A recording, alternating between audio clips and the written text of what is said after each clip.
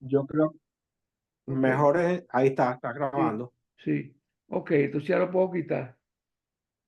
Puedes quitarlo. Sí. Ok. Buenos días, amigos. Bienvenidos todos a nombre de Benamérica en nuestro Comité de Coordinación de Empresas, Economía y Desarrollo. Hoy, como lo hemos anunciado, tenemos como invitado muy especial al dirigente político Antonio Ledesma, cuya presentación sería muy amplia. Su último gran trabajo fue de alcalde de Caracas, pero hoy en día se mueve en el escenario internacional en apoyo a las causas de nuestra lucha por el rescate de Venezuela y de su democracia. Y él se mantiene sumamente activo escribiendo libros. Su último libro, que es el que nos va a presentar hoy, tiene un título de una gran trascendencia, porque es como una especie de actualización de un libro de un gran dirigente político que lo refirió al petróleo y ya lo está refiriendo al ambiente, con Cada uno tiene una, como una- lechera de nosotros. con una percepción muy,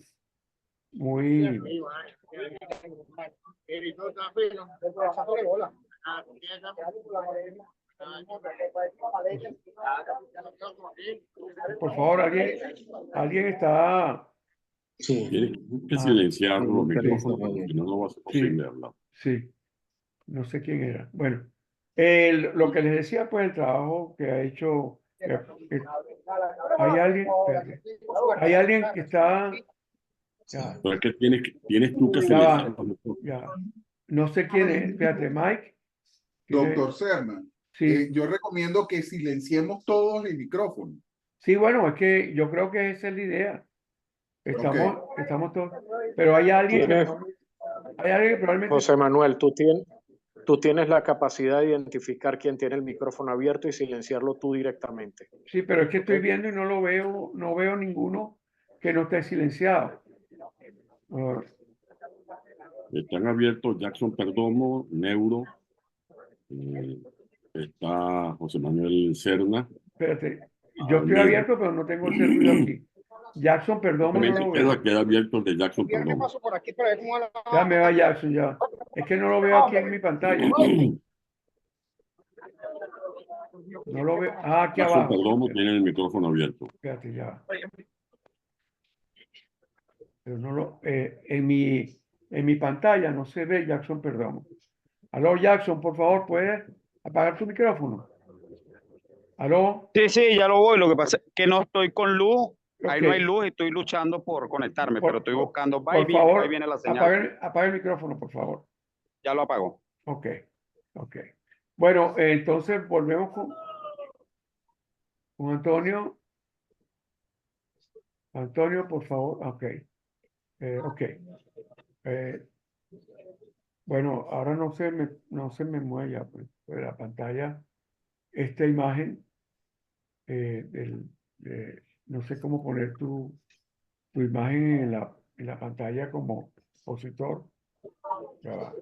Eh, el video. Puedes salirte aquí de la posición esta, Jackson. No sé cómo yo. Ya va. Ok.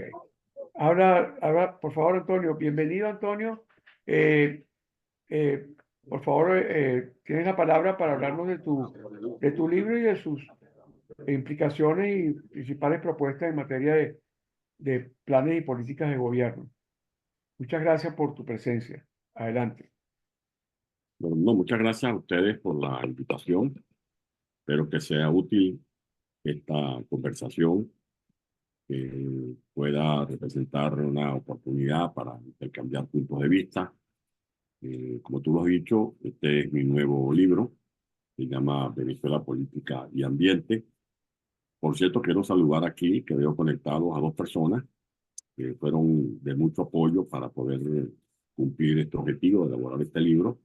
Uno de ellos, Aníbal Rosales, en cuya colaboración, como la de Laila, su esposa, no hubiese sido posible que yo pudiera meter esto en el horno, o sea, en la imprenta, para que ya esté en circulación a través de Amazon. Y otra gran contribución fue la que nos ofreció el doctor Juan Carlos Sánchez, que lo veo también que está aquí conectado con nosotros, un experto ambientalista, a quien consulté oportunamente para poder desarrollar algunos de los capítulos que están comprendidos en este libro de más de 400 páginas. Lo que pretendo es que a Venezuela no solamente se la conozca porque tiene recursos fósiles, petróleo, gas, carbón, oro, porque tenga hierro, sino que Venezuela también es un país que tiene una posición privilegiada porque está entre los primeros 10 países del mundo en biodiversidad. Ocupa el 6º lugar en América y aportamos al planeta el 9% de la biodiversidad. Somos de una u otra manera un sumidero natural para el dióxido de carbono, y eso que vimos en las clases de biología, fotosíntesis, como en los bosques, en los parques, que son inmensos, que tiene Venezuela. Tenemos 80 áreas protegidas, que equivalen al 24% del territorio nacional. Tenemos 44 parques nacionales. Henry Pittier, que siempre lo cito porque es el pionero de los parques nacionales que tiene Venezuela, los parques del estado Bolívar, los parques del estado Amazonas, en Huánuco, etcétera, y 37 monumentos naturales que van desde Mochima, allá en Suátegui, Los Roques, Morrocoy, San Juan de los Morros, los Tepuyes, la Tepuy, la Utana, el Roraima. Venezuela tiene 7 refugios de fauna silvestre.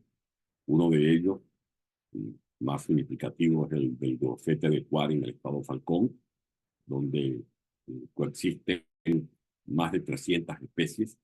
Tenemos también en el estado Falcón, en la zona de Montecano, rodeado entre laderas, Cubí, un santuario de fauna silvestre. Venezuela tiene estos refugios. Estaba viendo un reportaje hoy de lo que se ha conseguido por algunos investigadores en esa zona de Bolívar, del Amazonas. Estos son tepuyes que vienen del Precámbrico, los más antiguos del planeta Tierra. Tenemos más de 3.700 kilómetros de costa. Tenemos 311 islas, 1.700 kilómetros de playas de arena, esas playas que vemos como las de, por ejemplo, Cata, en Choroní, en Aragua, Playa El Agua, en el estado Nueva Esparta, las de Puerto Francés o Chocolate, en la zona Viguerote, en el estado Miranda, las playas de Avícola, de Chichirivichi, la belleza que acabo de citar de Morrocoy, o de Mochima, o de los Roques, pero además tenemos el espectáculo de 91.000 hectáreas de médano, que son esas arenillas que mueven los vientos alisios. Pero si no quiere médanos, si quiere ver otra cosa distinta a este espectáculo natural, puede ir a una zona fría, que es el estado Mérida, donde tenemos los picos andinos con nieve perpetua, los páramos, las cumbres del estado Táchira. Tenemos allí una planta que es única en el mundo, que es el frailejón. Esa planta se ve solo en la cordillera andina venezolana. Tenemos ríos caudalosos como el Orinoco, como el Caroní.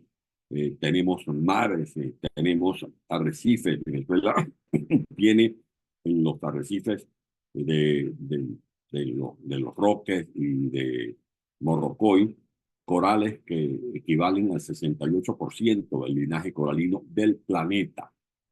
Y si quiere flora, tenemos una variedad de 500 orquídeas nada más en el Amazonas. Si quiere aves, bueno, tienen los loros, tienen los pericos, tienen las guacamayas, tienen los jaguares, tienen los osos, tienen los reptiles. O sea, es un país realmente maravilloso, donde usted vaya. Si va a La Guaira, tiene allí el agua dulce de Naiguatá, que se besuquea con la espuma del mar guaireño. Si quiere ver manglares, puede ver el espectáculo de los manglares que están en el delta del Orinoco, que equivalen a 459.000 hectáreas. son los cuartos manglares más grandes del mundo, después de los de Bangladesh, después de los que están en el Amazónico, el río Amazónico de Brasil, después de los que están en la zona de África. En el cuarto lugar del mundo están los manglares venezolanos.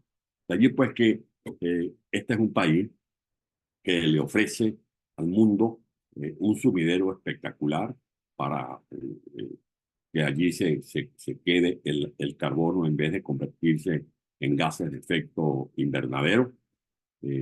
Hay datos que indican que al planeta se le están disparando cerca de 50.000 millones de toneladas de dióxido de carbono, de metano, de otros gases que son contaminantes. Hay gente que no cree en los efectos que estos gases producen en el cambio climático.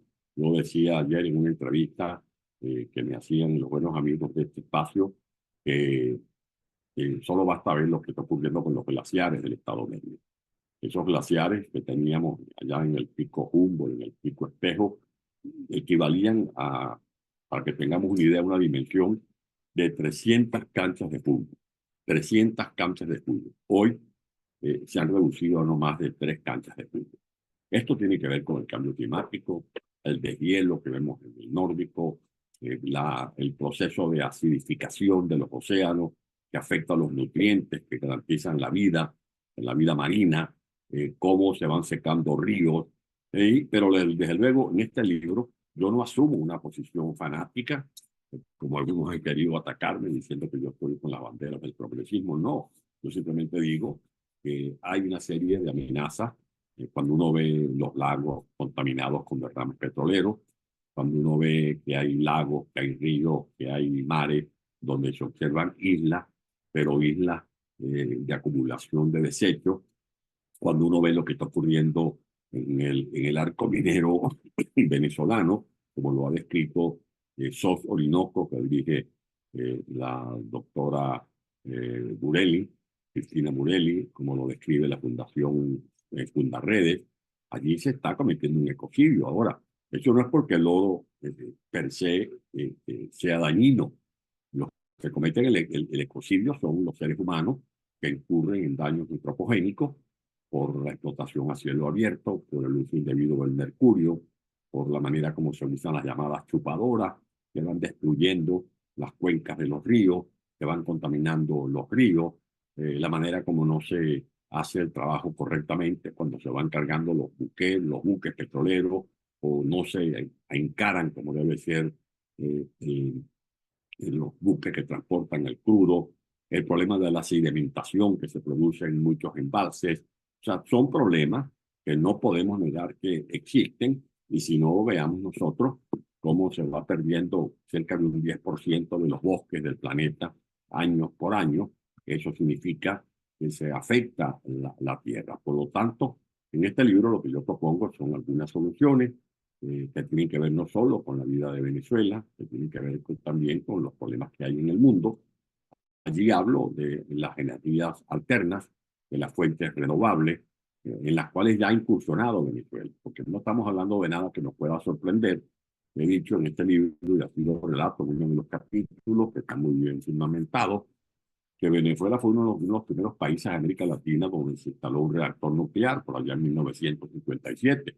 En Venezuela se ha ensayado la geotérmica, que es la que saca el calor, el vapor del subsuelo. Eso se inició, ese proyecto, lo explico aquí con datos, con argumentos.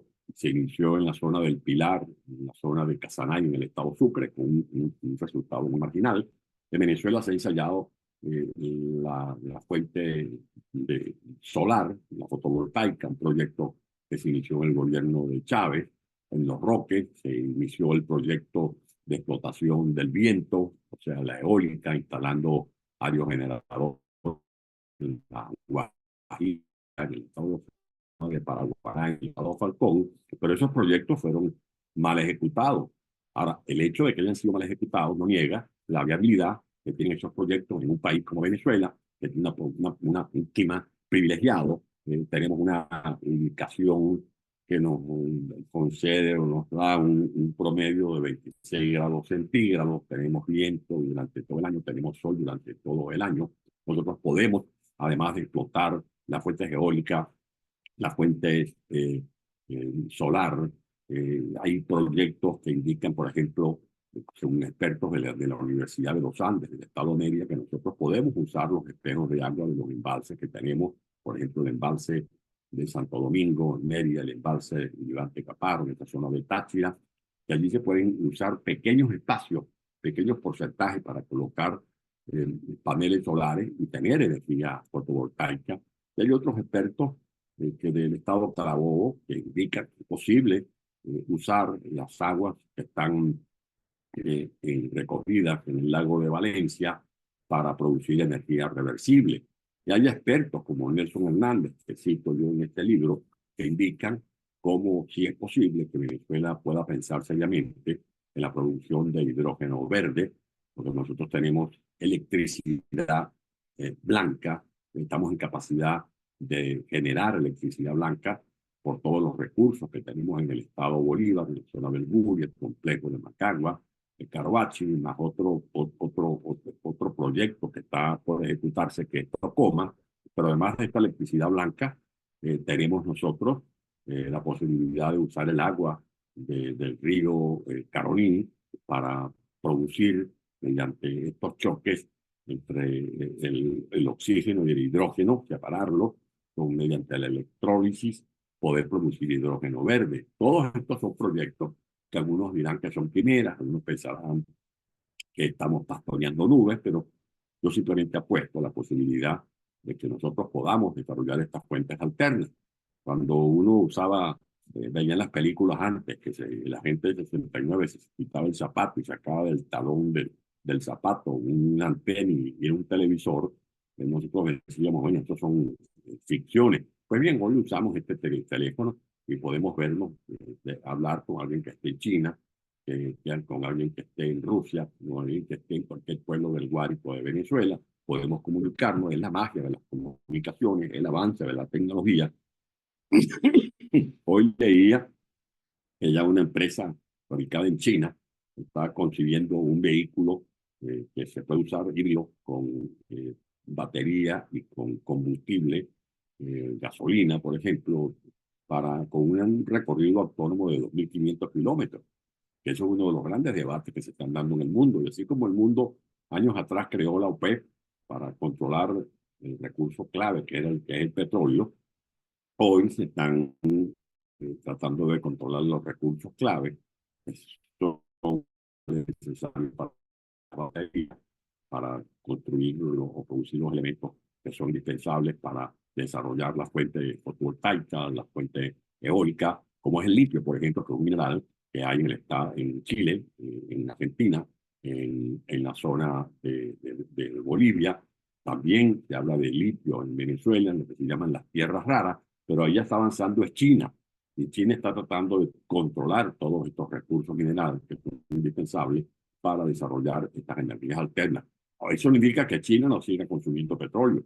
Es uno de los lugares del mundo donde más se consume carbón, donde se consume petróleo, donde se desarrolla la fuente nuclear, por ejemplo, que ha dado lugar a muchos debates. Hay países donde se está debatiendo si se cancelan o no las plantas nucleares, como el caso de Alemania, como el caso de España. En Francia se está desarrollando un proyecto de ITER con una inversión que supera los 25.000 millones de dólares para producir energía nuclear. Recordemos que cuando se produjeron los accidentes en Japón, en Estados Unidos, por ejemplo, en Chernóbil, hubo como una posición de rechazo, de alergia hacia esta fuente generadora de recursos. En el caso de Venezuela, lo que yo digo en este libro es que tenemos que ir preparándonos para la descarbonización. Eso no va a ocurrir de un día para otro, como lo ha explicado muy bien el doctor Juan Carlos Sánchez, que está conectado aquí con nosotros. El nombre lo dice claramente, transición. Vamos camino a una transición energética. Eso no implica dejar de explotar el petróleo, dejar de explotar el hierro. Nosotros podemos explotar el hierro que tenemos en Bolívar, como muy bien lo indico en este libro, apoyado en una entrevista que le hice al doctor Víctor Suárez, que es un experto, que indica cómo Venezuela puede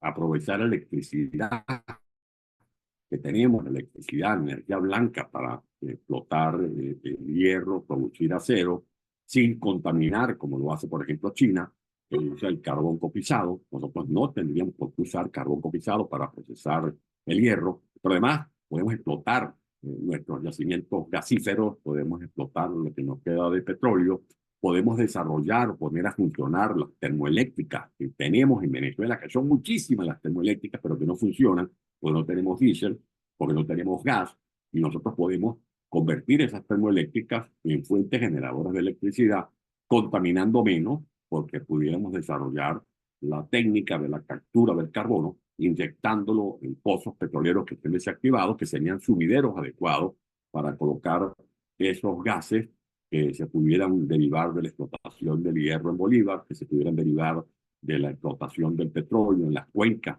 donde hay muchas reservas de crudo, o en los yacimientos gasíferos, donde también tenemos reservas, tanto así que Venezuela ocupa el 6º lugar en el mundo en reservas de gas. Y seguimos teniendo significativas reservas de petróleo. De allí que lo que se está planteando en este libro es que esos recursos se exploten de manera adecuada, de manera racional, como tendremos que hacerlo cuando recuperemos el orden en el arco minero. El arco minero equivale al 12% del territorio nacional. Y lo que se está haciendo allí es un ecocidio. Es un ecocidio porque se han entregado minas mediante un programa llamado las minas del proyecto Tricolor, minero Tricolor. Se entregan minas a individualidades que las explotan a su leal saber entender. Eso ha generado una serie de impactos negativos, como también son impactos negativos la tala indiscriminada, como un impacto negativo todos los incendios que han consumido buena parte de nuestros bosques, y por eso tenemos que reaccionar a tiempo, porque esas son riquezas extraordinarias que tenemos que preservar. Este es en términos generales el alcance de este libro y las soluciones que planteo, porque no me quedo en el diagnóstico, sino que al final de este libro podrán encontrar allí algunas proposiciones basadas en estudios que hemos hecho, en textos que hemos consultado, en recomendaciones que hemos recibido. De allí que dejo a consideración de ustedes esta presentación para iniciar un proceso de intercambio de puntos de vista de acuerdo a los temas que ustedes consideren que debemos asumir o abordar en esta conversación. Bueno, muy bien. Gracias, Antonio. Muy buena la presentación. Excelente síntesis y muy provocativa de discusiones es como reta pues nuestra conciencia y nuestra mente a pensar en muchas cosas. Quiero aprovechar este momento para agradecer a todos los que están presentes y pedirles que vayan levantando su mano para incorporarlos en el derecho de palabra. Y quiero a su vez que nuestro presidente, el doctor Orlando Viera, dé un saludo a todos, incluyéndote, de bienvenida y de recepción de Benamérica a tu visita por este Zoom. Adelante, doctor Viera. Muchas gracias, José Manuel. Bueno, la verdad que aprovecho la ocasión para darte un gran saludo, querido Antonio, y felicitarte por esta obra política Venezuela y Ambiente, que es muy pertinente de cara a un país que ha sufrido la devastación, diría Ricardo Hausmann, más profunda y descomunal que se conoce en la historia de la humanidad. Un país que tenía 33, 40 megavatios de potencia en electricidad y no llega hoy ni a un tercio de eso.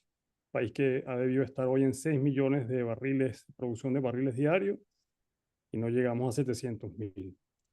Un país que le quitaron 14 ceros a la moneda, país que tenía una paridad cambiaria al tiempo que llegó Chávez de 500 bolívares por dólar y hoy pasa del trillón por dólar. Un país que tenía millones de hectáreas sembradas y hoy tiene apenas 200 o 300.000 hectáreas sembradas. Y la lista es larga en materia de crisis humanitaria, en materia de desplazamiento, 8 millones de desplazados, son 8 millones, es decir, la cifra más larga del mundo. ¿Quién iba a pensar que en un país que has descrito hoy, con esa biodiversidad, con esa abundancia, con esas características desde el punto de vista de clima, de reservas, de talento humano, iba a estar en las condiciones que hemos estado? De tal manera que esa memoria que haces de la Venezuela, digamos, generosa, de tierra de gracia, abundante, es muy pertinente para alumbrar nuevamente la esperanza y creer que el rebote venezolano, con todas sus reservas humanas y materiales, sería absolutamente inédito, tanto como ha sido inédito la devastación.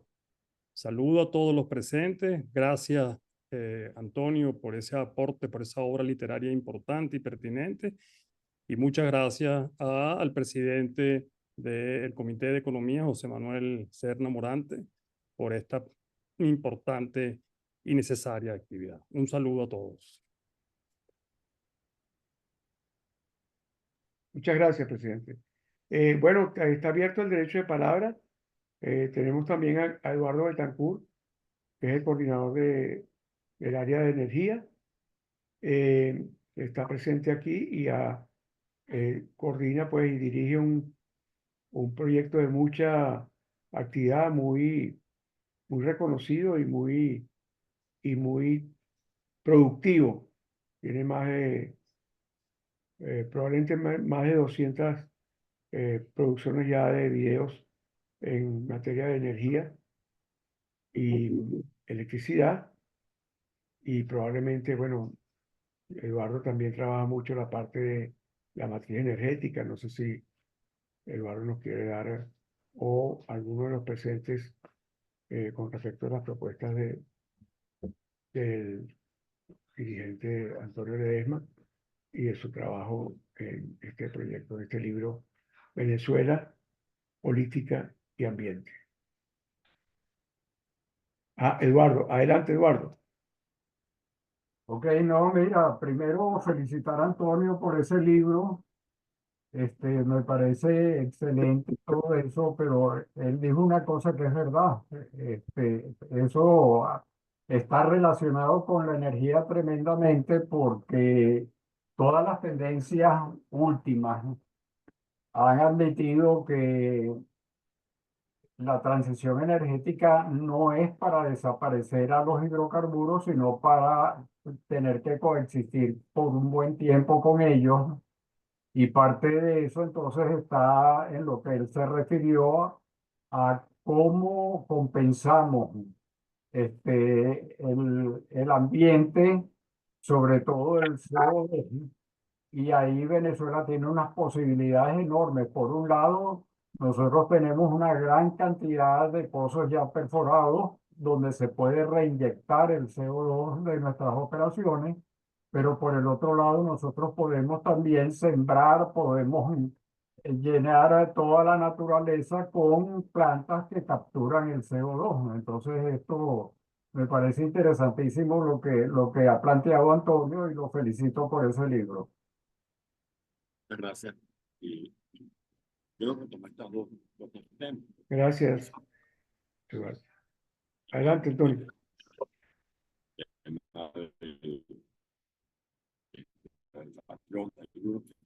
Son extremos. Yo no me ubico en ninguno de los extremos. Hizo tierra, por eso me asesoré mucho con los sabios, Jaime, Carmen, Víctor Vázquez, Pepe Calderón, Berti, Juan Fernández. Yo aquí eché mano a los que saben de esto.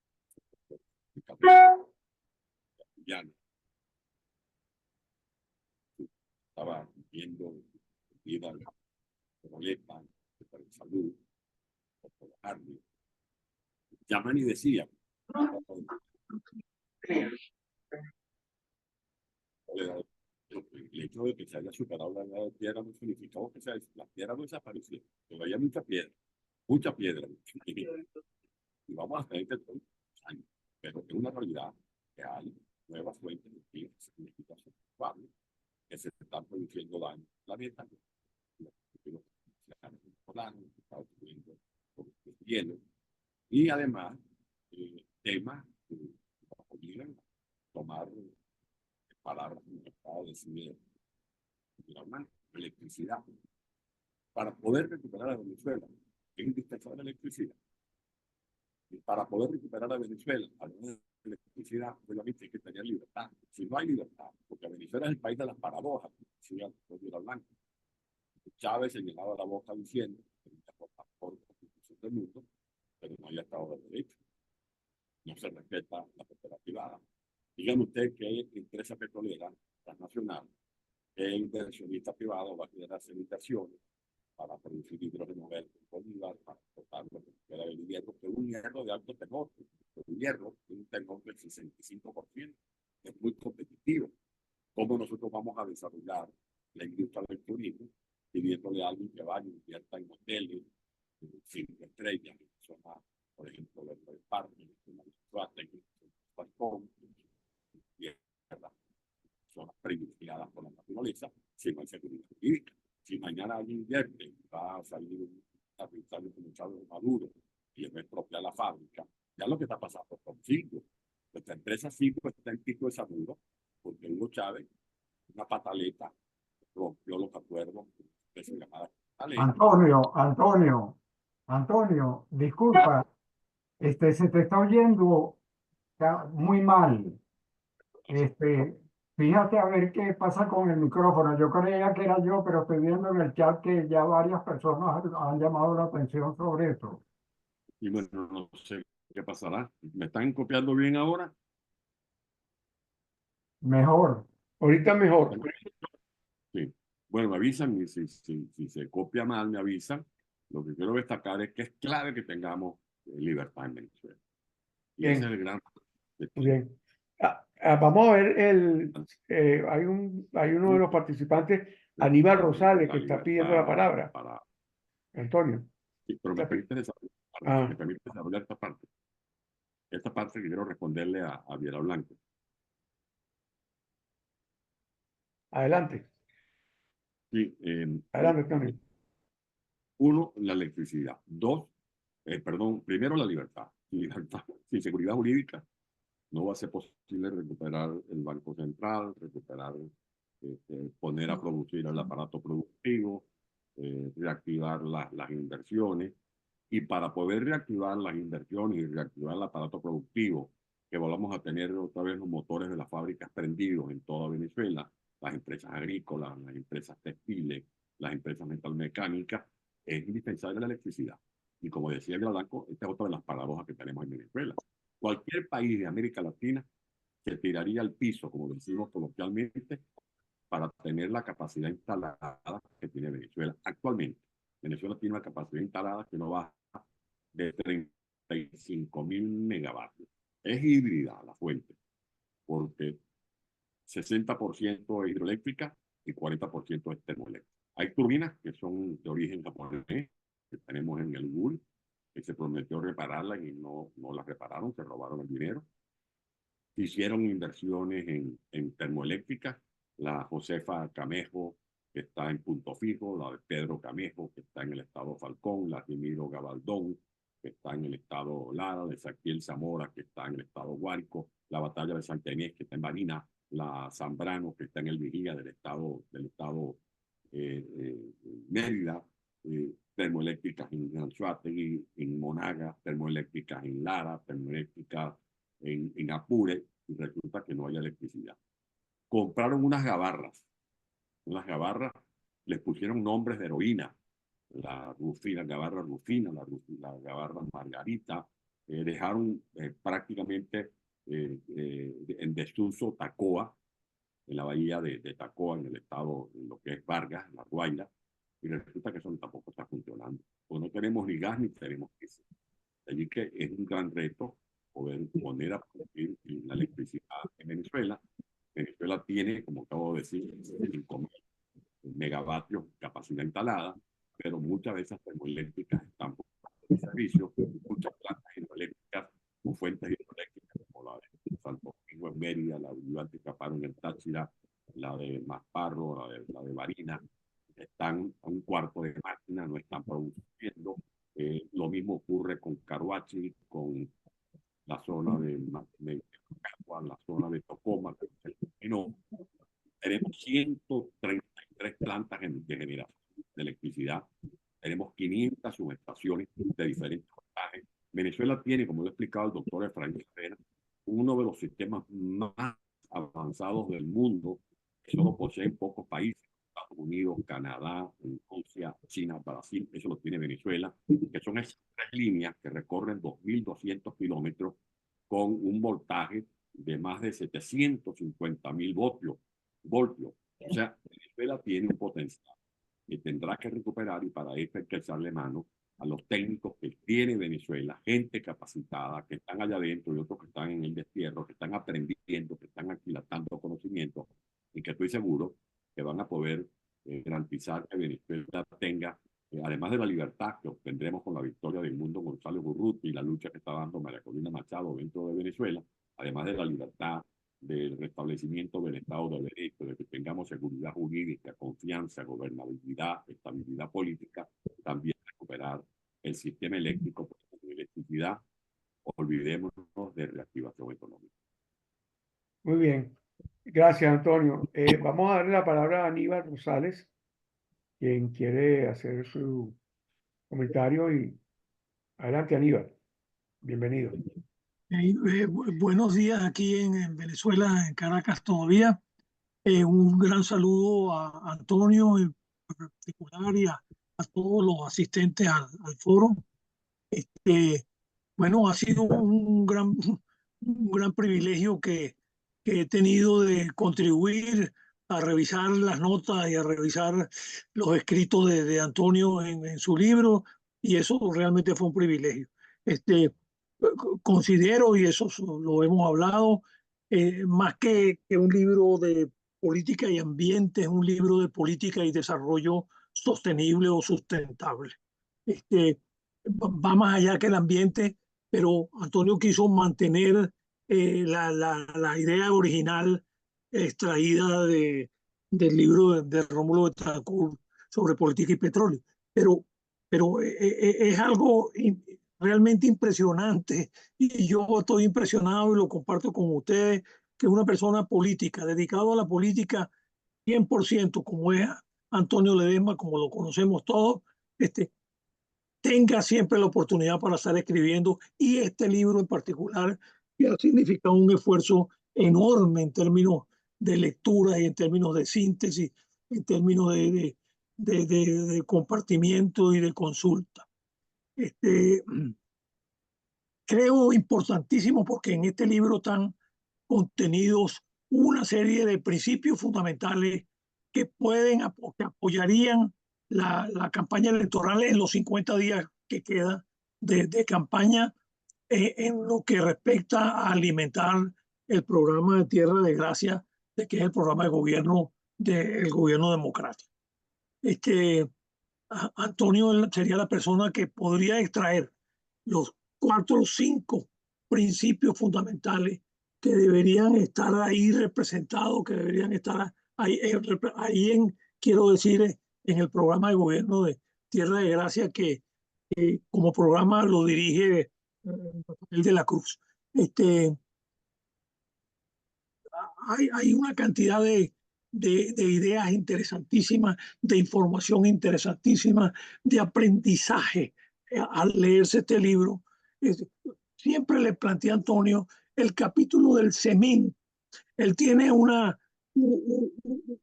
sesgo importante por el cemento, porque alrededor de San Juan de los Morros, donde nació, hay una cantidad hay varias empresas cementeras desafortunadamente nacionalizadas, expropiadas por el régimen chavo madurista, y que deben de ser reformuladas, reconstruidas, relanzadas, porque ahí es donde están los depósitos de carbonato de calcio, y que ahora hay tecnologías, nuevas tecnologías que están allí referidas en el libro de Antonio, para reducir sustantivamente el CO2, la cantidad de CO2 que este proceso genera. Bueno, en esencia, lo que planteo es que la posibilidad de que se refleje en el programa de gobierno Tierra de Gracia, se refleje una buena parte de los aspectos que están contenidos en el libro de Antonio. Gracias. Muchas gracias, Aníbal. ¿Hay alguna otra, alguien más que quiera hacer alguna pregunta o comentario? Bueno, yo quisiera, Antonio, Y bueno, antes de dar la palabra, ¿quién? Antonio Sánchez. Perdón, Juan Carlos Sánchez. Adelante, Juan Carlos. Gracias, muchas gracias. De verdad que pues me complace muchísimo este libro de Antonio. Yo creo que es un libro necesario en este momento para el país. Contiene muchos mensajes. Yo creo que la síntesis que acaba de hacer Aníbal es muy buena. Yo quería añadir algo que me parece fundamental y que es la primera vez que lo veo, digamos, colocado en blanco y negro en un libro, ¿no? En un libro, digamos, de acceso para todo el mundo, ¿no? Que es que efectivamente Venezuela tiene la posibilidad de crecer con bajas emisiones de gases de invernadero. Tiene todas las posibilidades de hacerlo, ¿no? Porque no solamente puede hacer uso de sus bosques para la absorción del gas de invernadero, sino que también, pues ahora existe una tecnología, todavía está en desarrollo esa tecnología, por cierto, ¿no?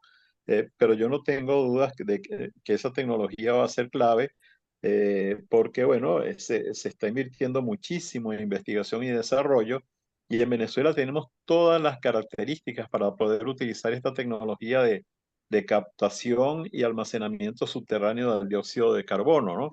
Hay de verdad una oportunidad enorme en Venezuela para hacerlo. Yo pues completé un estudio el año pasado sobre este tema y les puedo decir que en Venezuela pues la capacidad teórica, porque obviamente hay que completar los estudios de campo de los yacimientos, pero la capacidad teórica de los yacimientos da para almacenar todo el dióxido de carbono que generan las grandes fábricas venezolanas por 60 años, ¿no? Y claro, no todos los yacimientos son aptos, pero en este primer estudio yo pude identificar dónde están ubicados los yacimientos que tienen o que reúnen las características o los criterios técnicos para poder hacerlo, ¿no? Y esto yo creo que es muy importante porque efectivamente, bueno, la gran tendencia mundial es hacia reducir las emisiones y Venezuela tiene cómo hacerlo, ¿no? El otro tema que yo quería realmente traer a colación es que sí es cierto, es decir, necesitamos libertad primero, necesitamos seguridad jurídica y necesitamos energía.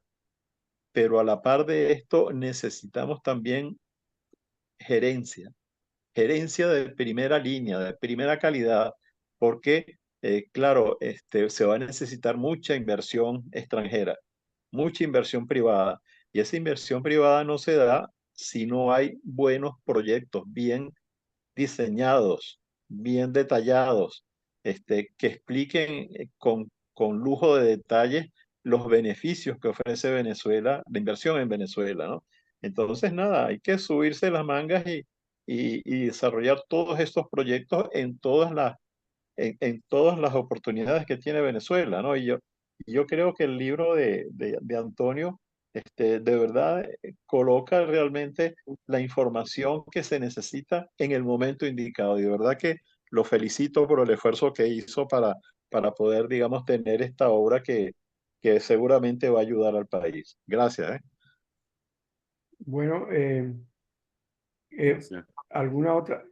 Yo voy a aprovechar para hacer un comentario muy breve, porque a mí siempre me impresionó mucho la percepción que tuvo Rómulo Betancourt al titular su obra fundamental con esa tríada, pues, de Venezuela, política y petróleo, porque ahí está conjugada la ecuación de lo que ha sido, lo que fue la Venezuela del siglo XX, y eso desembocó en una nueva Venezuela en la que lamentablemente los problemas que se plantearon desde el punto de vista político y social condujeron a estos 25 años de desastre. Pero la nueva formulación que le ha hecho Antonio al sustituir petróleo por ambiente, ¿no? Le da muchísima fuerza, le da muchísima energía, valga la palabra, pero además le da también muchísimo sentido ético y mucho sentido, digamos, político a la democracia, porque, porque a través del ambiente, que es un reino mucho más amplio que el del petróleo, eh, tenemos la posibilidad de convertir esa casa nuestra, que es Venezuela, en una casa muy, digamos, de muchísimo más alcance participativo e inclusivo.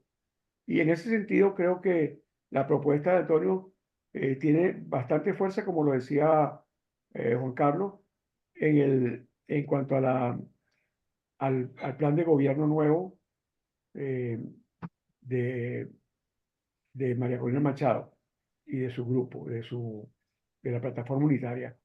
Creo que hay alguien más que quiere. Franklin, Damián. No, perdón. ¿Quién? Bueno, buenas tardes, mi nombre es Maviari Álvarez. Ajá, ok. Formo parte de la Dirección Nacional del Partido Alianza Bravo Pueblo y simplemente quiero darle unas felicitaciones a Antonio por ese extraordinario libro que llegó como una brisa en el sentido de que sabemos de que Venezuela es posible, de que sí podemos salir adelante, de que tenemos los recursos naturales, tenemos los recursos humanos también. Y ese libro es una muestra de toda la biodiversidad que tenemos en el país. Yo ahorita estoy aquí en España y estuve en Cádiz, donde están esas playas que son hermosísimas, pero paseando por ahí yo digo, Dios mío, ¿qué será de nosotros en Venezuela el día que podamos desarrollar la industria del turismo? Con esas playas tan hermosas que sí, que es verdad que aquí en España hay playas bellas, pero hay que ver lo que nosotros tenemos allá, los tesoros que tenemos en playa. Así que, bueno, no me queda más que darles un saludo a todos ustedes, gente que tienen muchos conocimientos acerca del tema, y una felicitación, Antonio, nuevamente. Muchísimas gracias. No sé si hay alguien más en el derecho de palabra. Altuna. Ajá. Altuna. Altuna, por favor, adelante. Muy buenos días a todos. Muchísimas gracias a don Antonio Ledesma. Una vez en una oportunidad le dije que él debería pensar seriamente en ser presidente de los venezolanos, porque realmente con ese manejo de la geografía nacional y de la capacidad estructurada que tenemos, lo tiene todo muy bien, lo tiene clarito. Recientemente... Franklin, pero no dudes un segundo que lo ha pensado, ¿no? Sí, no. Yo se lo dije allá en Constituyentes en México en el 2018 con el corazón en la mano porque yo lo veo a él clarísimo. Pero el asunto es, fíjate la capacidad de concertación que él tiene. Aquí en este foro hay personas interesantísimas y esas personas fueron invitadas por él. Es decir, él tiene una capacidad de convocatoria que nos lleva a pensar que eso es lo que nosotros necesitamos. Capacidad de convocar a las mentes más adecuadas para que entreguen las soluciones expeditas, porque Venezuela necesita de soluciones expeditas, no de sueños ni de... No, soluciones ya. Entonces, en ese sentido, don Antonio, gracias por invitarme, te felicito, de verdad, tu verbo me impresiona, de verdad me motiva a seguir siendo mejor. Y está claro que ese libro es muy pertinente porque si bien la agenda de París en 2015 con respecto al cambio climático y el problema ambiental ya tiene algún tiempo y hay Por ejemplo, China se declaró subdesarrollada para atender los temas de contaminación. Imagínense ustedes, Xi Jinping diciendo semejante disparate. Pero bueno, no importa. Lo importante es que tenemos a Antonio con nosotros, es venezolano, y yo le invitaría a que siga escribiendo, porque el problema del el trato de las aguas, yo conozco varios ingenieros químicos que están trabajando en eso, en la potabilización del agua y el grado de contaminación en el que ha incurrido el hombre con su mala conducta, y no entender que nosotros estamos en el mundo colocados por Dios para cuidar de los animales vulnerables que no se pueden cuidar por sí mismos. Entonces, Antonio, gracias. De verdad, un libro, mi hija está ahorita en Barcelona, yo voy a tratar de que ella se comunique contigo para ver si tú le puedes hacer llegar la manera de que ella compre el libro. No sé cómo hacemos, pero, muchísimas gracias a todos por tenerme aquí y felicitaciones, Antonio, nuevamente. Gracias. Gracias, Franklin. Muy bien, Responder muy bien. ya. Por ejemplo, en lo que dice Aníbal Rosales, yo hablo aquí, por ejemplo, del cemento, porque la gente asocia los gases de efecto invernadero con el petróleo, con el carbón, y resulta, por ejemplo, que cuando se hace un hormigón, para los hormigones que se hicieron para sostener, por ejemplo, el puente sobre el lago de Maracaibo, los hormigones construyen, por ejemplo, a lo largo y ancho de los Estados Unidos, eso de alguna manera genera efectos invernadero, gases. Estas carcasas de teléfono, esto viene del petróleo. El cepillo dental viene del petróleo. Hay gente que dice, bueno, vamos a en vez de construir casas con hierro y con cemento, vamos a hacerla de madera. ¿Y dónde viene la madera? ¿De dónde viene la madera para hacer las casas? ¿De dónde viene el papel para imprimir estos libros, para hacer los periódicos? Ahora, eso no significa que no vamos a usar la madera. Lo que tenemos es que saber usar la madera. Que si usted va a talar un árbol, si se va a explotar un bosque, tiene que haber una política de repoblar ese bosque. Yo no estoy diciendo que dejemos el oro allí como el que hereda unas alhajas del abuelo y tiene una enfermedad y en vez de usar las alhajas del abuelo para curarse, se muere de amengua. No, no, no, no. Hay que explotar el oro, pero adecuadamente. Aquí está con nosotros, creo que el rector de la Universidad del Zulia, creo que estaba por aquí con nosotros. Bueno, la gente habla del Zulia y habla del balancín que sigue estornudando petróleo en su Sumaque 1. El Zulia tiene un privilegio que es el relámpago del Catatumbo, patrimonio de la humanidad. Esa explosión de descargas eléctricas que esparce ozono en toda esa atmósfera. El Zulia tiene una tierra fértil para sembrar y cosechar plátano, para desarrollar ganadería intensiva de doble propósito, leche y carne. O sea, Venezuela tiene de todo. Y aquí Maviari hablaba del turismo. Claro, es verdad. Yo le puedo decir aquí a un español, mire, más bonita es la playa del agua. Más bonito es Cata, allá en Choroní. Vaya usted a ver las playas que tenemos en el lago de Maracaibo. Vaya a ver los ríos que tenemos, el de Orinoco, el Apure, vaya a ver lo que es el tobogán de la selva en Puerto Ayacucho, lo que es el Salto Ángel, lo que es Mochima, lo que es Morrocoy. Los Roques están entre los 10 paraísos más codiciados del mundo.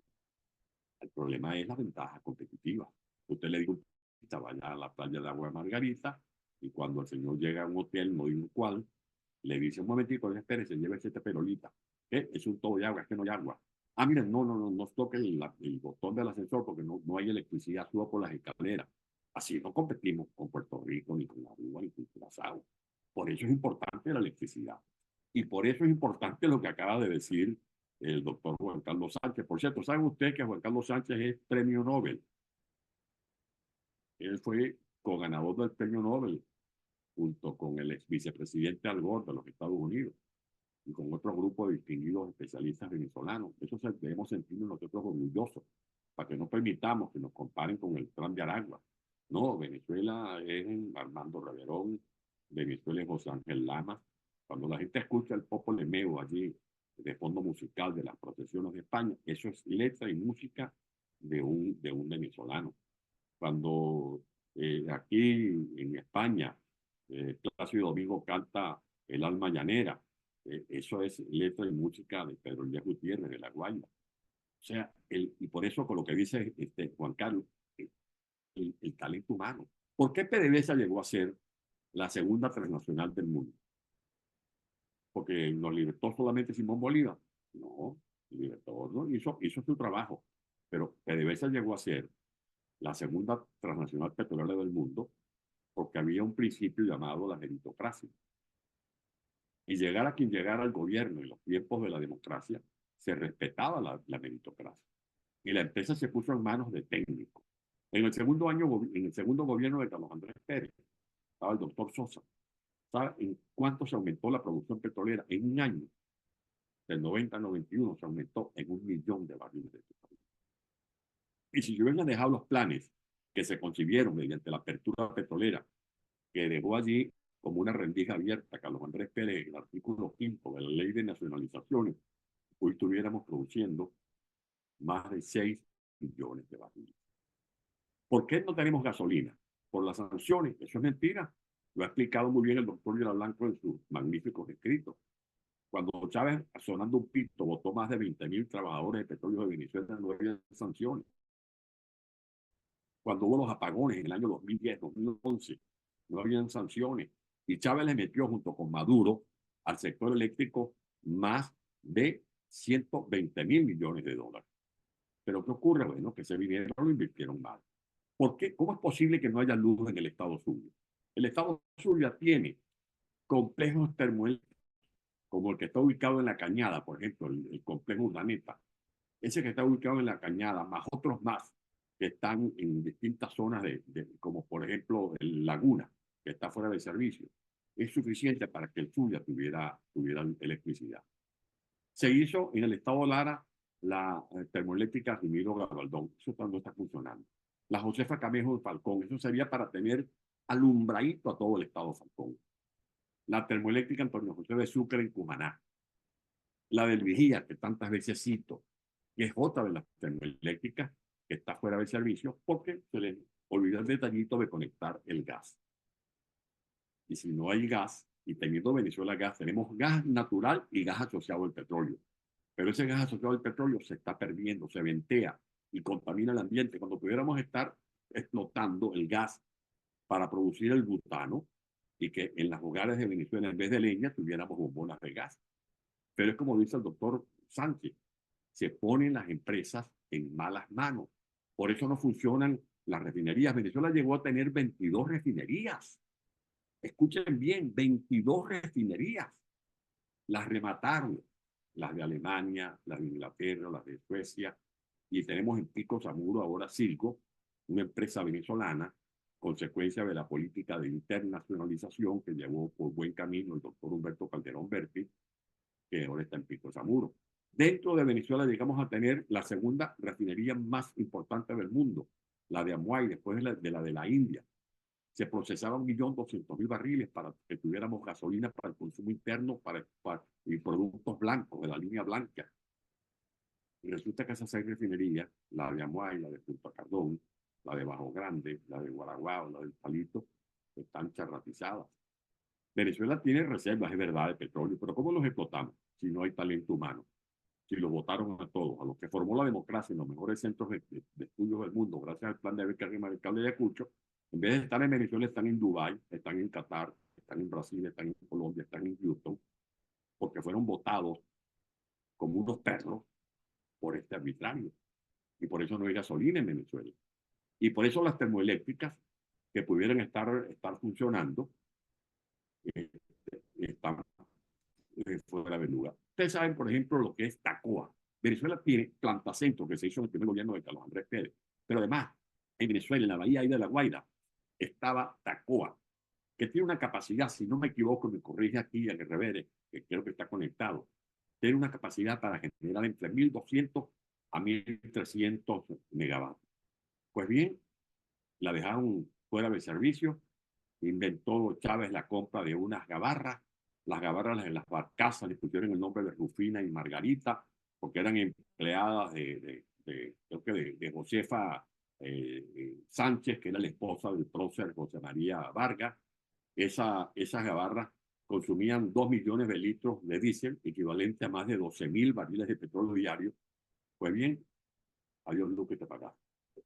Los que sí tienen la luz encendida son los que hicieron el negocio, los que se metieron el billete comprando esas gabarras con sobreprecio de segunda mano, los que hicieron el negocio que supuestamente iban a reparar las turbinas, los que hicieron el negocio de que iban a concluir una empresa argentina que iba a concluir Tocoma, le metieron 9.000 millones de dólares a Tocoma, y resulta que uno dice, ¿cómo es posible que Mérida no tenga luz? Si allí se montó en el día la termoeléctrica que costó más de 500 millones de dólares. ¿Cómo es posible que Barinas no tenga luz? La gente de Barinas sufre todos los días los apagones, cuando ya está la termoeléctrica llamada Batalla de Santa Inés, nombre que le puso Chávez, pero que tampoco tiene la conexión del gas y no puede funcionar porque no se pueden prender los motores.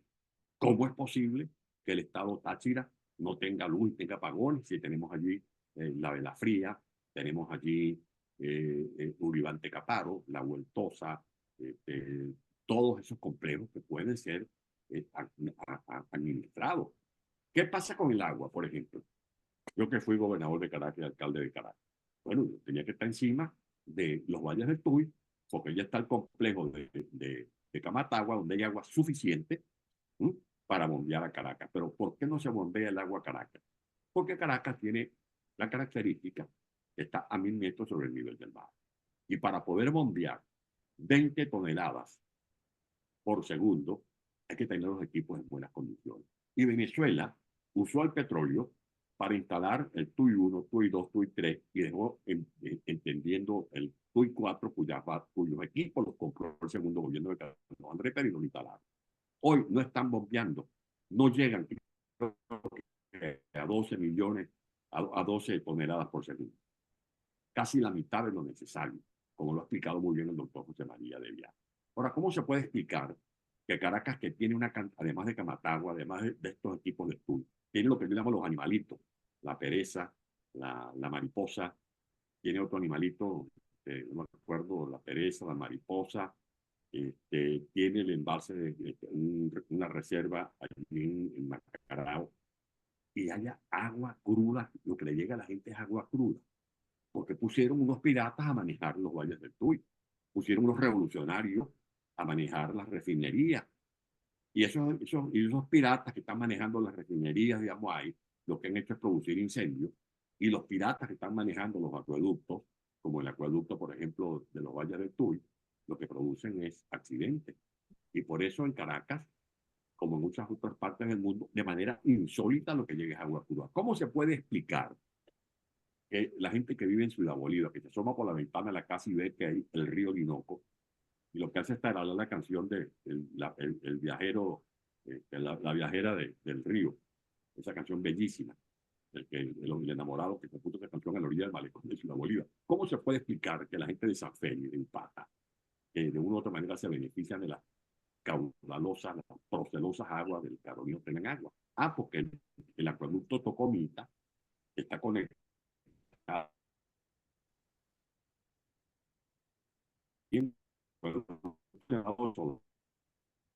No se está oyendo bien, Antonio.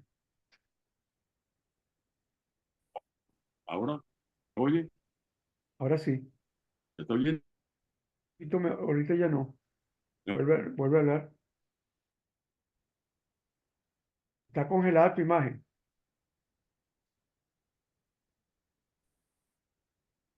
José Manuel, me dice. Caridad Díaz está pidiendo la palabra desde hace tiempo. Caridad, adelante, por favor. Mientras, Antonio, vamos a dar la palabra a Caridad mientras tú te instalas allí. Adelante, Caridad.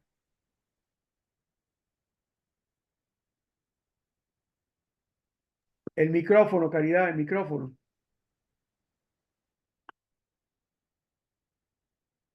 Abre el micrófono, abre el micrófono. Listo, ya está abierto. Adelante, Caridad. Ahora sí. Sí, adelante. Perfecto. Bueno, Adelante. buenas tardes a todos. Soy Caridad Díaz, venezolana. Ahora me encuentro fuera del país por las razones que ya todos conocemos. Felicitaciones, Antonio. De verdad que inspira mucho. Yo me quedo muy lela escuchando cuando Antonio expone sobre aquella tacita de oro que nos regaló Dios llamada Venezuela, que añoramos tanto, que queremos tanto. Quiero expresarte mi respeto y mi admiración porque siempre te he admirado y de verdad que ese potencial que tienes en cuanto conoces las riquezas de nuestro país, que nos las dio Dios y que nos puso a los seres humanos como el factor más importante. Yo creo que somos el elemento más importante porque cuando se hablaba de que para recuperar la libertad en Venezuela necesitamos también seguridad jurídica y necesitamos energía eléctrica para que volvamos otra vez a levantar a Venezuela.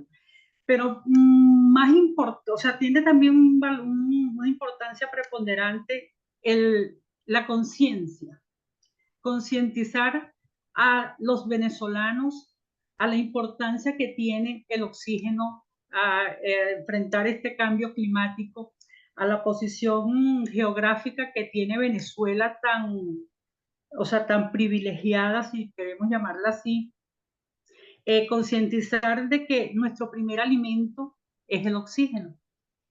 Después sigue la comida, pero antes que la comida nos alimentamos de oxígeno. Si no tenemos oxígeno, si no nos concientizamos con ello, no podemos gozar de todas estas maravillas que tiene Venezuela y que tiene el mundo entero. Yo estoy creando un movimiento, yo soy graduada en Relaciones Industriales, Administración de Personal, de Recursos Humanos. Estoy creando un movimiento de concientización para cuando llegue esa gran victoria, porque la declaramos ya una victoria del Mundo González y María Corina para la transformación de nuestro país. Yo quiero, además de todo esto, sí, tienes razón, Antonio, porque lo que pasó en Venezuela fue una desprofesionalización en todo lo que significaba la producción de nuestro país. Se desprofesionalizó el país, se cambió un personal técnico especializado por una persona que solamente el único requisito era portar una camisa roja sin importar si podía manejar el sector petrolero, y no solamente desprofesionalización en ese sector petrolero, sino en todos los sectores productivos del país. La educación, la medicina, sabemos todo lo que pasó en todas esas áreas. Yo no me quiero extender mucho, solamente quiero ponerme a tu orden y a la orden de todos. Y quisiera cerrar esta intervención con aquella frase de nuestro gran Arturo Uslar Pietri de sembremos el petróleo. Esa frase que siempre la he tenido en cuenta, que nunca se me ha olvidado, que somos ricos en petróleo, pero que ese petróleo es como la base para que lo transformemos en muchas cosas maravillosas para nuestro país. Tenemos que ser optimistas, tenemos que concientizar a nuestro recurso humano. Es muy difícil en esta situación, yo que ya he viajado en algunas oportunidades a Venezuela, es muy difícil hablarle a un venezolano que esté con el estómago vacío, que esté con una cara demacrada, hablarle de muchas cosas porque no te las asimila o no te las cree, pero ahora cuando venga este nuevo proceso, esta transición, esta nueva esperanza, nosotros podemos llegarle con un mensaje a los seres humanos para concientizarlos de la importancia que tiene el ambiente. Muchísimas gracias. Caridad, muy bien. Gonzalo Aguerrevere, nuestro coordinador de coordinadores de Benamérica, nuestro coordinador de la directiva de Benamérica. Bienvenido. Gracias por todo tu apoyo, Gonzalo, y adelante. Gracias, José Manuel. Gracias, Antonio. Pido excusas porque tuve un choque de agenda por el cambio de horario y bueno, me incorporé tarde. Sin embargo, Antonio acaba de describir un tema que me toca directamente como ingeniero electricista, que es la energía eléctrica. Efectivamente, la electricidad de Caracas tiene 1.2 gigavatios de generación, de capacidad de generación, pero como no eran amigos de la revolución, pues eso lo dejaron a un lado y está más o menos abandonado, no le han dado combustible, etc. Sin embargo, lo que quiero decir, Antonio, y estoy seguro que en tu libro lo destacaste, es la energía verde. No tanto la energía geotérmica como la energía hidroeléctrica. La energía hidroeléctrica venezolana, tenemos capacidad con el sistema del Caroní, que es Guri, Macagua, Tacoma y Caroachi. Caroachi se quedó en los planos de la revolución.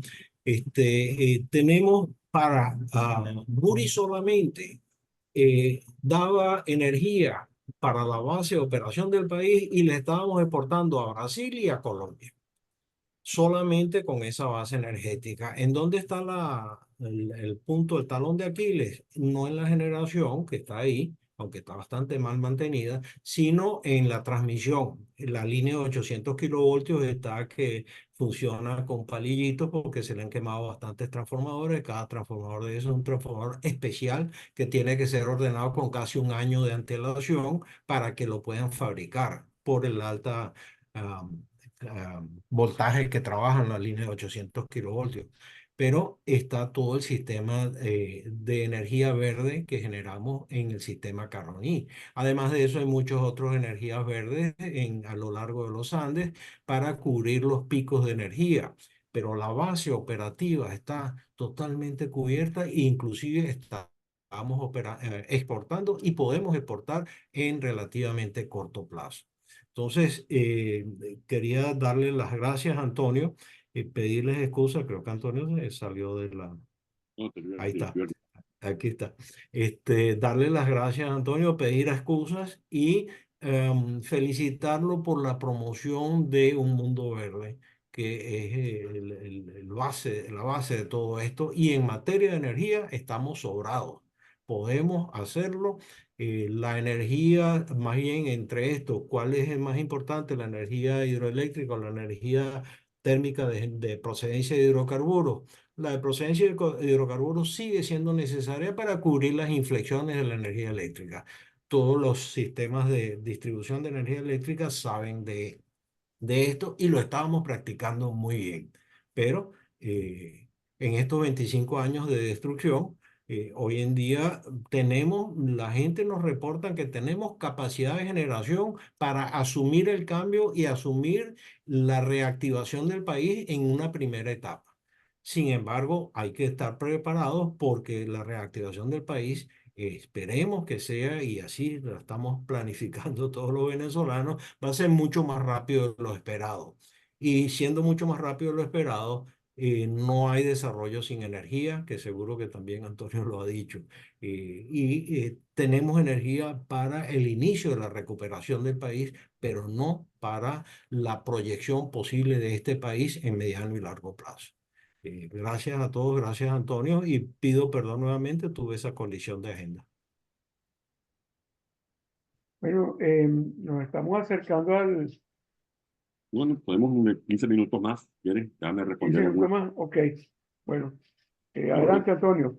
Perdón, déjeme decir algo más. Juan Carlos Sánchez y otra persona que tú nombraste que colaboraron en tu libro tienen a la orden este foro de Benamérica para hacer presentaciones de sus investigaciones, de sus proyectos, de sus ideas, porque este es un foro permanente abierto a temas de economía, empresas y desarrollo. Esas son las tres áreas en las que trabajamos en este sector de Benamérica. Estamos a las órdenes de ustedes y tú también, Antonio, cuando quieras recomendar que alguien nos exponga sus ideas aquí, son bienvenidos. Este es un foro abierto siempre a la reflexión y a la búsqueda de soluciones. Adelante. Gracias. Bueno, Gonzalo acaba de referirse al rol que jugó en el suministro de energía eléctrica de la electricidad de Caracas.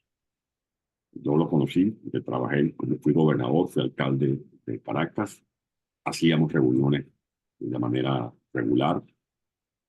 Siempre había como una política de coordinación y de cooperación. Pero no solamente la electricidad de Caracas, recordemos también en el BEN, en el BAR, que eran empresas que aliviaban la carga del Estado venezolano, en el Zulia, en Lara,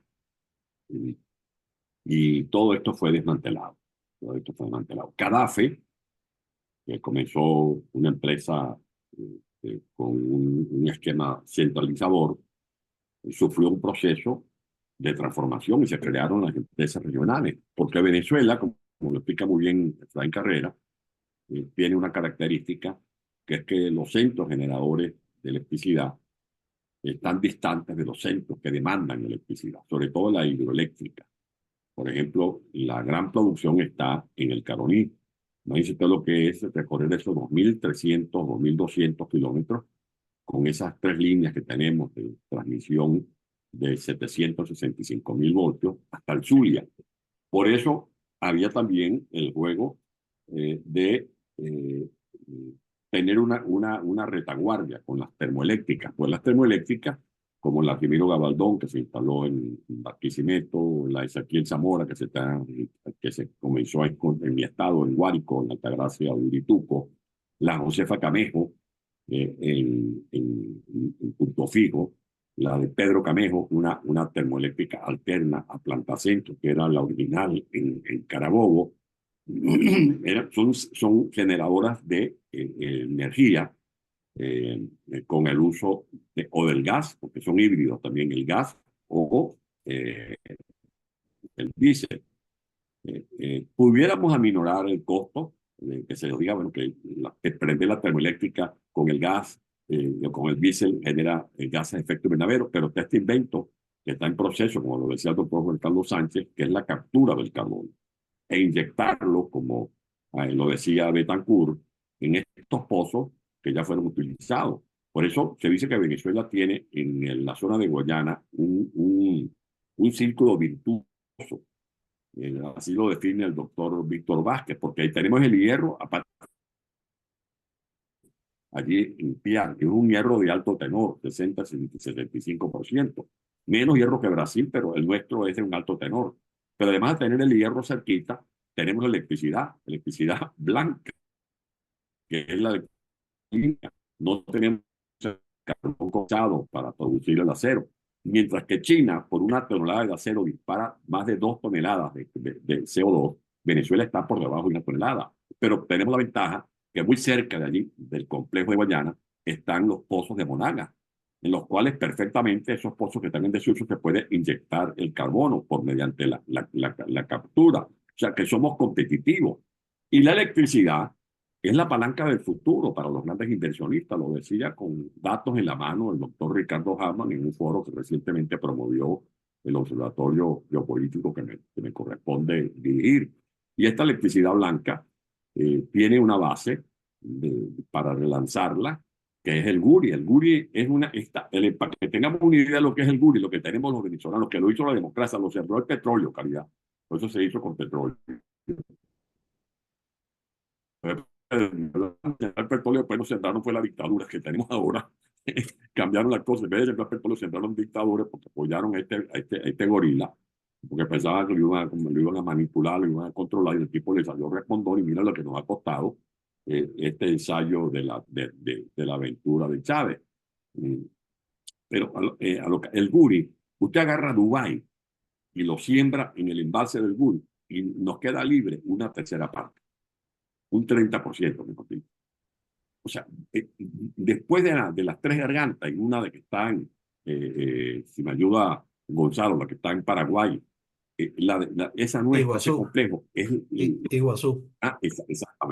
Exactamente, es la más grande del mundo. Y luego el complejo de Caruachi, de Macagua y de Tocoma, que no se ha concluido. Venezuela puede desarrollar esta fuente hidroeléctrica. Tenemos Santo Domingo, tenemos el complejo Olivanto Caparo, que lo conozco para adelante y para atrás, porque me correspondió hacer una investigación de todos esos complejos, de San Agatón, los campos de Siberia, todas las campanas que se hicieron con errores. Se contrató una empresa de Argentina para que reparara un bote de agua y se hizo mal. Todo eso lo conozco bien, pero eso es una inversión que tenemos nosotros allí. Como tenemos la inversión de las termoeléctricas. En Sidora hay una termoeléctrica que está fuera de servicio.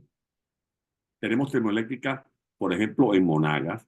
Hay unas plantas en Pampanito, toda esta zona del estado Trujillo. Y como he dicho, el Zulia tiene termoeléctricas que si se activan no tendría razón de ser no tendría justificación los apagones que nosotros tenemos actualmente en el estado Zulia. Pero sin duda alguna, esto, lo que dice Gonzalo, lo desarrollo en este libro, la electricidad blanca es una alternativa que Venezuela tiene en la mano, así como la producción del hidrógeno verde, porque esa figura de la tecnología de la electrólisis es perfectamente realizable, viable en esa zona de Guayana, por ejemplo, que tenemos el agua del Caroní tiene unas características muy peculiares, pero además tenemos la electricidad blanca para producir el hidrógeno verde.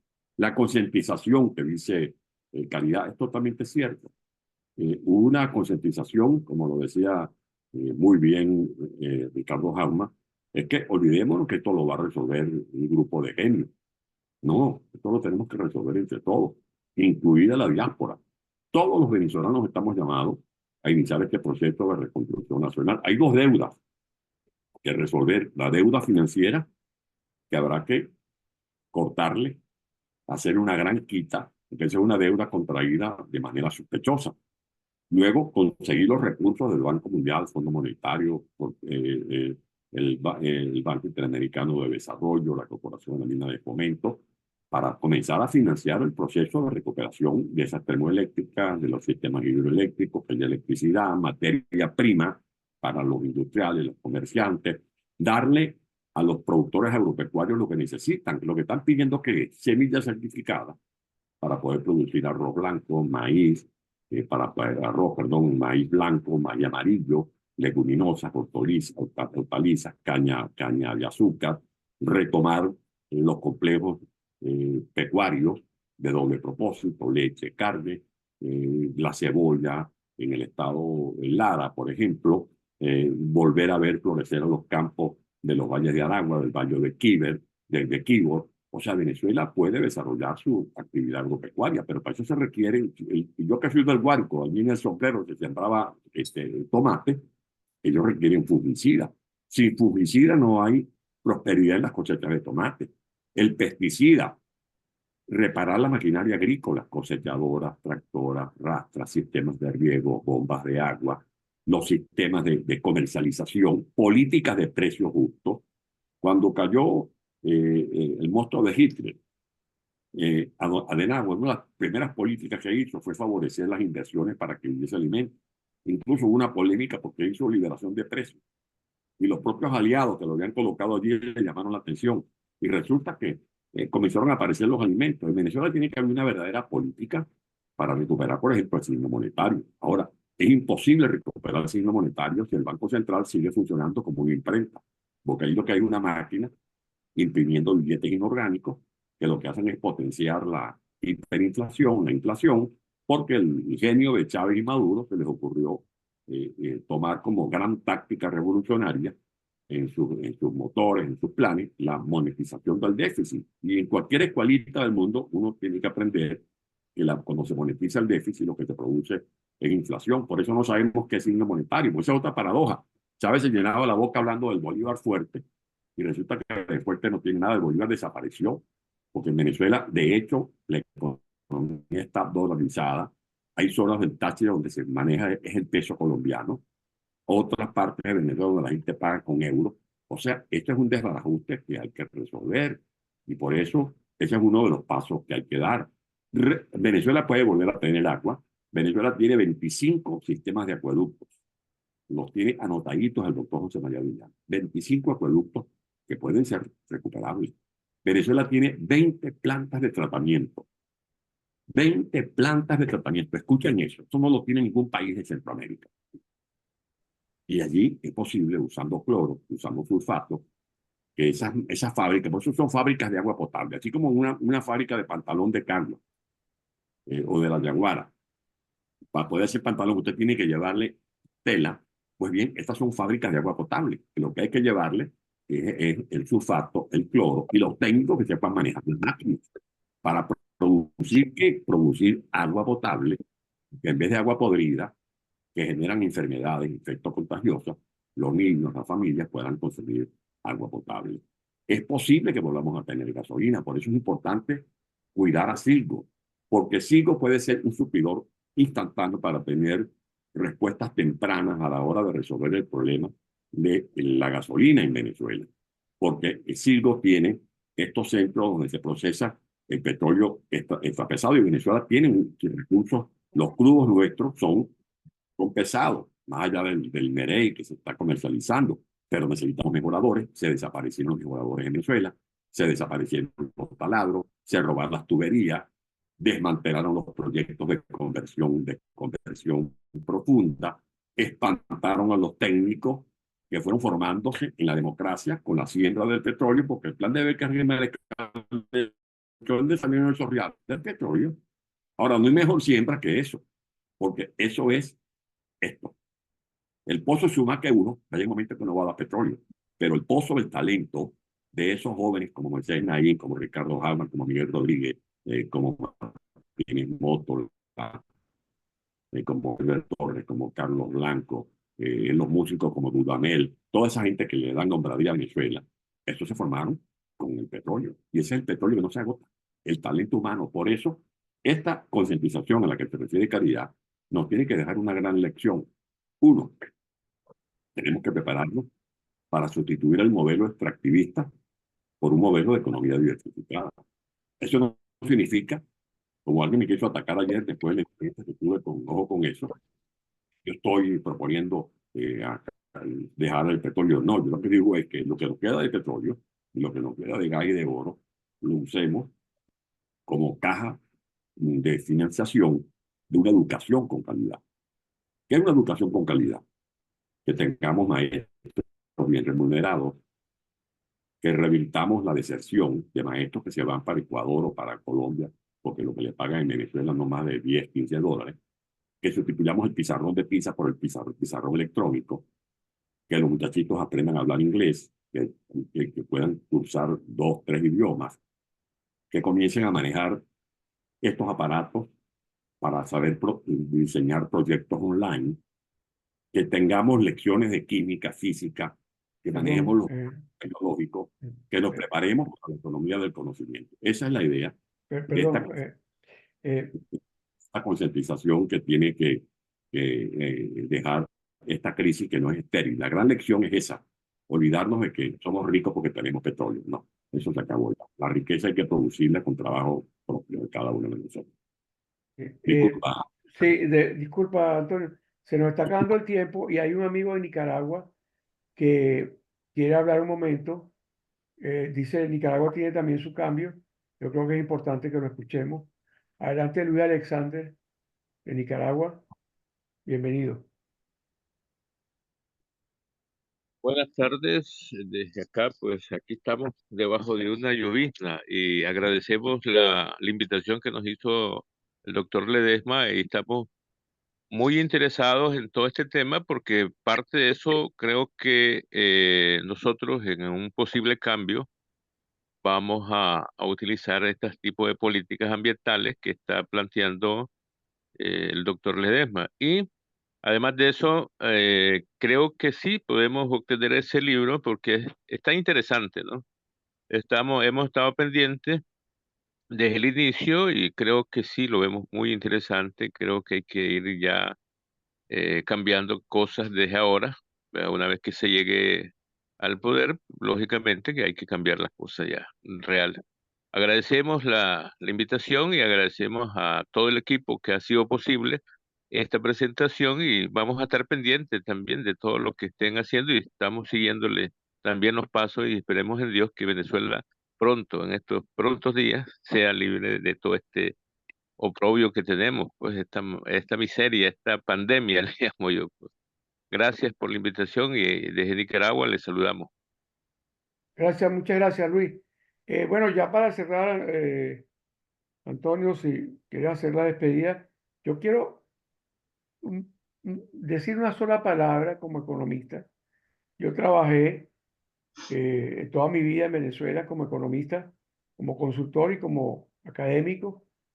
Y hay una cosa que hay que empezar a pensar. Esto es como en los restaurantes, que alguien tiene que pagar la cuenta. En Venezuela no pagábamos la cuenta. No estoy refiriéndome a la Venezuela de los últimos 25 años, a nuestra Venezuela. En nuestra Venezuela, una parte importante que quedó pendiente es quién iba a pagar la cuenta. Y como no pagábamos la cuenta, se descapitalizó Venezuela y vino alguien y arrasó. Pero en la Venezuela que hay que construir, hay que aprender a pagar. Hay que aprender. Hay que hacer un sistema tarifario, hay que pagar los servicios de agua, porque nada es gratis en economía. Eso simplemente lo dejo para que lo piensen.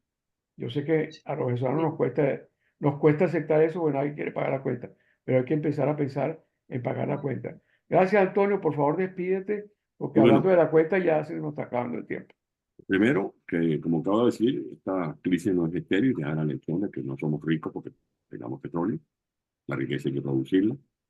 En segundo lugar, que tenemos que recuperar a Venezuela, no solo económicamente, porque yo estoy seguro que lo vamos a recuperar económicamente, que vamos a recuperar las carreteras, las autopistas, las centrales eléctricas, las termoeléctricas, los hospitales, los ambulatorios, las escuelas, los teatros, los ateneos, los sistemas de riego, los silos, todo eso se va a recuperar, pero hay algo más importante que hay que recuperar, que es la moral, esa concientización a la que se refirió Calidad, porque el daño ético que ha dejado esta gente es muy grande. Aquí hay que recuperar, por ejemplo, los capitales. Hay algunos capitales que hay que repatriarlos, que son esos capitales huidizos, que le tienen temores a la inestabilidad política y que huyen y se ponen a vuelta a jugar. Eso hay que repatriarlo, dándole seguridad jurídica, confianza, en que se les va a respetar sus inversiones. Y hay otros que hay que recuperar. Hay miles de millones de dólares mal habidos que están en paraísos fiscales que hay que recuperarlos, téngalos quien los tenga. Y esto no significa atropellar a nadie. Venezuela, y lo plantea María Corina en su plan Tierra de Gracia, y lo ha asumido también el mundo en su mensaje sereno, que no va a haber cacería de brujas, pero tampoco impunidad. El que tenga cuentas con la justicia tendrá que verse con la justicia, no con un patíbulo como ocurre ahora. El que no ofrece seguridad jurídica es Maduro. Eso va a acabarse cuando venga un gobierno del Mundo González Urrutia y yo me voy por buen servido, porque el mundo sea presidente, me sentiré realizado, todo porque el mundo sea presidente, la Corina siga adelante. En Venezuela hay que ponerle un torniquete a los endeudamientos, se tiene que acabar, sea quien sea el presidente, eso de estar asumiendo endeudamientos de manera indiscriminada. Tiene que haber una ley, tiene que haber una ley para eso. Tenemos que reconstruir la familia, así como hay que recuperar las refinerías de Amuay y el acueducto El Coloso de Falcón. Hay que recuperar la base de la familia, que es la base del relanzamiento ético y moral del país, el reencuentro con la diáspora. Nosotros tenemos que volver a recuperar la alegría en Venezuela, volver a sonreír. Yo en estos días decía que así como hay que recuperar, por ejemplo, empresas fundamentales. La gente habla de PDVSA, yo no sé qué vamos a hacer, qué va a pasar con PDVSA, que la han dejado tan demolida, pero hay que recuperar Radio Rochela. Y ustedes pensarán que esto es un chiste, no, no es un chiste. Así como es importante el CONICIT, un instituto de investigación, es importante Radio Rochela volver a reírnos, que volvamos a ir a los lunes rapidito en la noche a sentarnos con la familia a disfrutar del humor. Cuando uno lo imitaba en Radio Rochela, eso era un orgullo. A mí me llegaron a imitar, Nené Quintana. La gente acabaron hasta con Radio Rochela, acabaron con la libertad de expresión. Venezuela tiene que recuperar su libertad de expresión. Venezuela tiene que ponerle punto final a esa reelección indefinida. Tiene que haber alternancia en el ejercicio del poder. Tiene que establecerse una segunda vuelta electoral. Tiene que haber rendición de cuentas.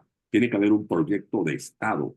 Un proyecto de Estado que vaya más allá de un quinquenio, de un sexenio, de un gobierno. Porque como hicieron los chilenos con el acuerdo, que llegó don Patricio Belgin, después vino Frei, después vino Lago, después vino la Bachelet, después vino el presidente Piñera, pero había un modelo de Estado.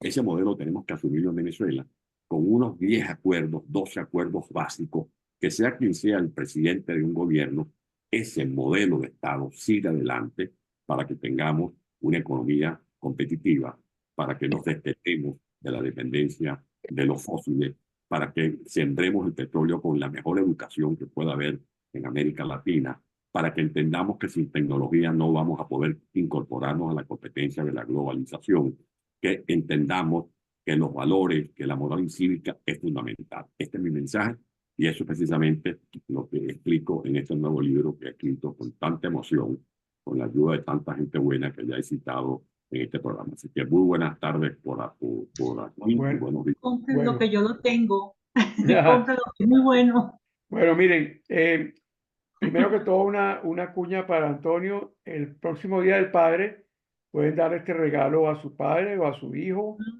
o a cualquier venezolano que ustedes aprecien. Está en Amazon y lo pueden comprar, creo que cuesta $25. No es un regalo costoso y va a ayudar mucho a la persona que lo reciba. También quiero hacerle el agradecimiento a todos los participantes. Creo que las notas del chat se pueden rescatar en el Zoom cuando se reproduzca y todos han sido realmente muy buenos en sus mensajes a través del chat. Muy agradecidos a todos. También quiero darle las gracias a Benamérica por su receptividad, a todos los amigos de Benamérica que han participado. Y quiero hacer dos cuñitas más, una para nuestro canal Ojo con Eso TV. Ustedes lo pueden buscar en ojoconeso.com, que está dedicado en muchísimos programas y en muchísimas entrevistas a estos problemas. Hay una de Antonio Ledesma que divulgamos ayer, ojoconeso.com, la pueden buscar. Y tenemos también una empresa que nació en Benamérica, que es una corporación para aceleración y incubación de negocios, que se llama Invirne Corp, que próximamente estará en las páginas web y que se plantea el reto de promover tanto inversiones como capital humano, como desarrollo de todos los proyectos que se tengan que ver con la recuperación de Venezuela. Muchas gracias a todos. Gracias, Antonio. Mucha suerte, mucho éxito y que vendas mucho tu libro. Muchas gracias a todos. Hasta luego. Hasta luego.